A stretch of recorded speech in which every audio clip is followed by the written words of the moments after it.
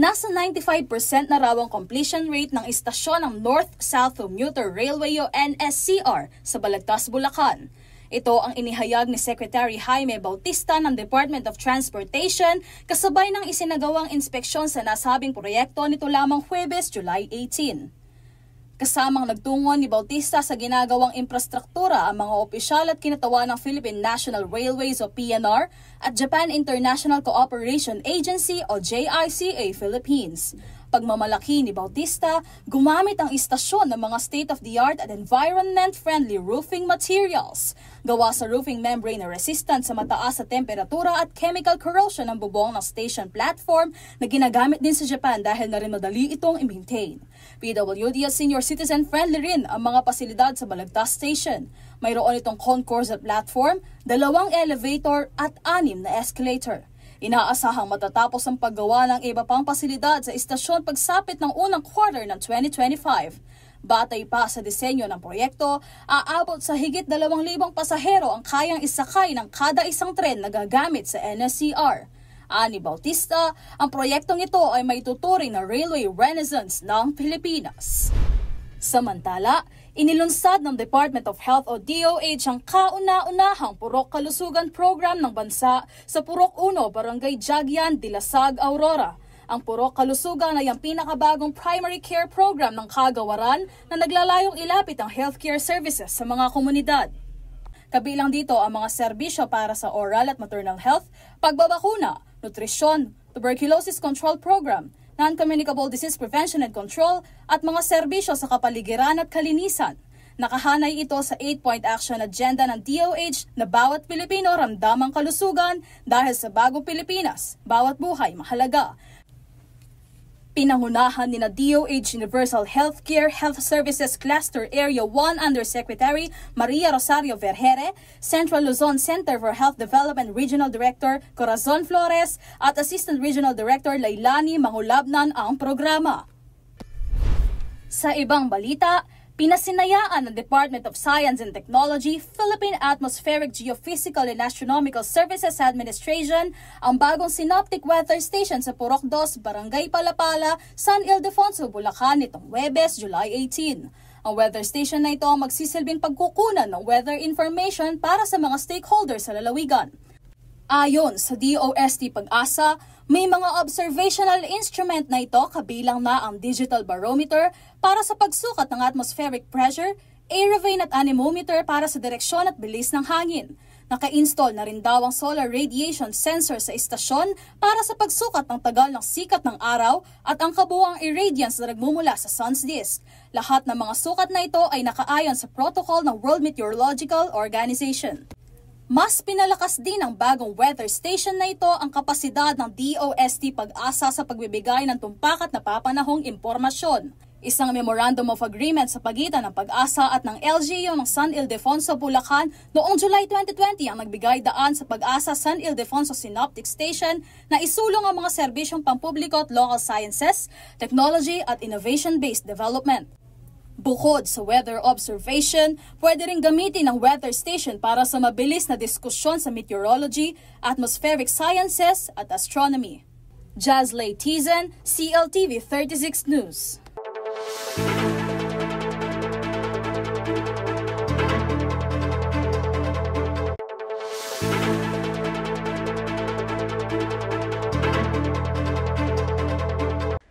Simula po noong 1992, ginugunita na sa Pilipinas ang Diabetes Awareness Week tuwing ika-4 na linggo ng Hulyo. Ito ay nagsisilbing paalala para sa publiko na bantayan ang sugar intake upang maiwasan ang sakit, gayon din ang mga komplikasyon nito. Base sa global findings noong 2021, mayroong 537 million adults ang namumuhay ng may diabetes. 3 sa 4 na may diabetes ay namumuhay sa mga mayroong low o middle income na komunidad, katulad ng Pilipinas. Sa parehong taon, umabot sa 6.7 million ang naitalang namatay dahil sa nasabing sakit. And in the Philippines, no, again, the data for 2021, no,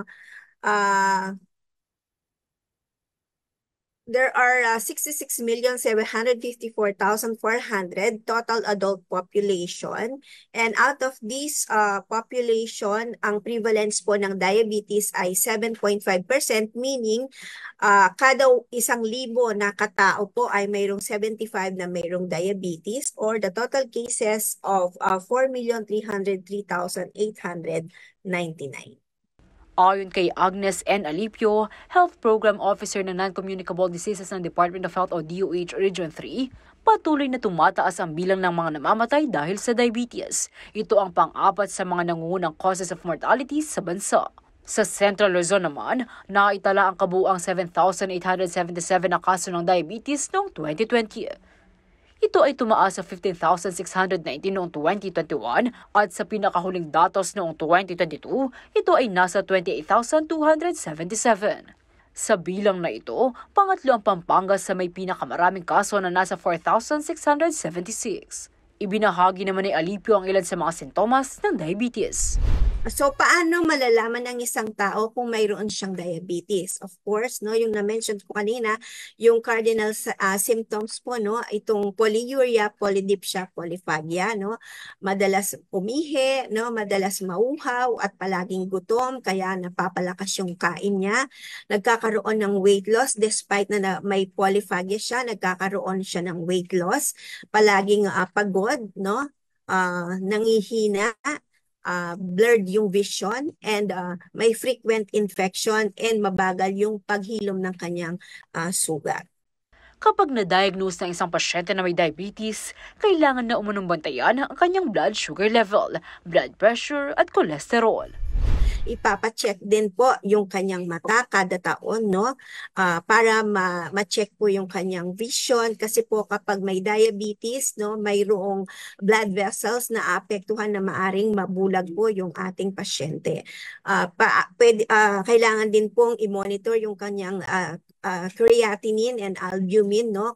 Kaya kung nakikita nyo sa mga kamag-anak po, no, lahat ng mga may diabetes, yung iba nagli-lead into dialysis, no, kasi hindi masyadong nabantayan yung kanyang kidney. Gayon din ang pagpapacheck ng paa o lower extremities dahil karaniwang nawawalan ng pakiramdam ito. Kailangan din umano ng wastong nutrisyon, mag-ehersisyo, pangunawa sa sakit at mag-inom ng gamot na naayon sa nireseta ng doktor. Ano po yung mga, actually hindi po nakakatakot yung diabetes, pero ang complications po nito ang nakakatakot, no? Kasi kapag hindi po na-control yung blood sugar level ng isang pasyente, marami pong komplikasyon na pwedeng mangyari. Like pwede siyang ma-stroke, pwedeng siyang mabulag o pagkasira ng mata na na-mention ko po kanina, no? Pwedeng magkaroon ng diabetic